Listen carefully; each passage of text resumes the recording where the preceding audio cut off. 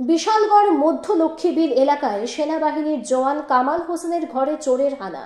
জাকির হোসেনের বাড়িতে ভাড়া থাকেন কামাল হোসেনের পরিবার। প্রায় 10 বছর ধরে তারা ভাড়া আছেন। ঘটনার সময় তারা বাড়িতে ছিলেন না। পরে ঘটনাস্থলে আসে বিশালগড় থানার পুলিশ।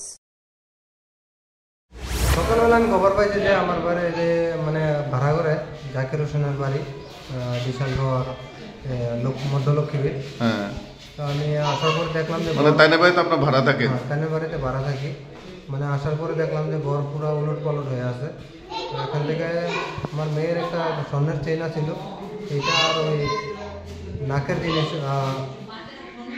কানের জিনিসও ছিল, তার সাথে আর কিছু টাকা পয়সা মনে হয় চুরি হয়েছে। ওখানে পুরা দেখি না, পুরা চেক করে দেখো। আপনি কি এখানে ভাড়া থাকেন? ভাড়া থাকি। কত বছর ধরে ভাড়া থাকে? বছর হয়েছে প্রায় 1.5 বছর।